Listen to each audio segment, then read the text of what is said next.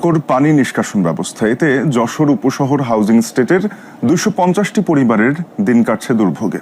সড়ক, শিক্ষা প্রতিষ্ঠানের আশপাশ ও খেলার মাঠ সহ বিস্তীর্ণ এলাকা পানিতে তলিয়ে থাকায় ভোগান্তির পাশাপাশি বাড়ছে স্বাস্থ্য ঝুঁকিও। স্থানীয়দের অভিযোগ, বারবার জানানো হলেও স্থায়ী সমাধানের উদ্যোগ নেয়নি কর্তৃপক্ষ। তবে স্থানীয় সরকার বিভাগের সাথে সমন্বয় করে দ্রুত ব্যবস্থা নেওয়ার কথা জানিয়েছে হাউজিং কর্তৃপক্ষ।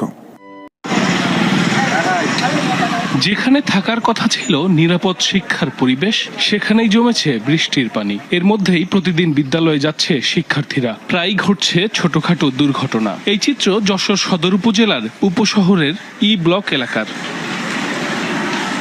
গৃহায়ন কর্তৃপক্ষের প্রকল্প এলাকা ই ব্লকের একপাশে উপশহর মাধ্যমিক বিদ্যালয়, অন্য পাশে হাউজিং এর সেক্টর 7, যেখানে প্রায় 250 পরিবারের বাস।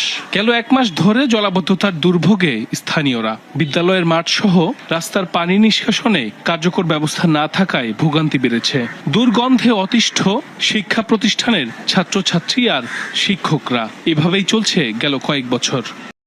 ক্লাসে দুর্গন্ধ, মশা, অনেক সমস্যা হচ্ছে আমাদের। 1 মাস যাবত মাঠের মধ্যে পানি জমে আছে। আশেপাশে যে ড্রেনগুলো, এই সমস্ত ড্রেনে এখন পানি ভরা। 2008 সালে জলাবদ্ধতার স্থায়ী সমাধানে 6 কোটি টাকার ড্রেন নির্মাণ প্রকল্পের কার্যক্রম শুরু করে গৃহায়ন কর্তৃপক্ষ। 3.5 কোটি টাকার কাজ করার পর পালিয়ে যায় ঠিকাদার। এরপর থেকেই জলাবদ্ধতার দুর্ভোগ বাড়তে থাকে। সামান্য বৃষ্টিতেই পানি জমে ভোগান্তিতে পড়তে হয় স্থানীয়দের। কাজ চলমান অবস্থায় ঠিকাদার চলে গেছে, আর ঠিকাদার আর হাউজিং এর ভিতরে এই বিরোধ। হাউজিং দিয়ে বারবার বলতেছি যে আমাদের ওই রাস্তাটা ক্লিয়ার করে দাও, ড্রেনটা পরিষ্কার করে দাও। আমাদের এখানে শুধু স্কুল না, 200-র উপরে বাড়ি আছে।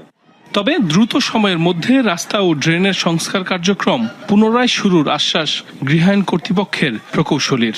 ফিল্ড অফিসার সহ স্থানীয় জনপ্রতিনিধি এবং আমাদের উপজেলা ইউনো মহোদয়, ওনার সমন্বয়ে আমরা একটা টিম নিয়ে ভিজিট দিয়েছি। ইতিমধ্যে কাজ অলরেডি সংস্কারের কাজ শুরু হয়েছে। ড্রেন আমরা ক্লিনের কাজ শুরু হয়েছে। আমার জানা মতে উপজেলা থেকে নেসেসারি পদক্ষেপ গ্রহণ করেছে তারা সংস্কারের বিষয়ে। স্থানীয়রা বলছেন, বর্ষা মৌসুম ঘনিয়ে এলেও সমস্যার স্থায়ী সমাধানে নেই দৃশ্যমান কোনো উদ্যোগ। জরুরি ব্যবস্থা না নিলে পরিস্থিতি আরও ভয়াবহ হতে পারে, এমন শঙ্কায় এলাকাবাসী। সাইফ আহমেদ।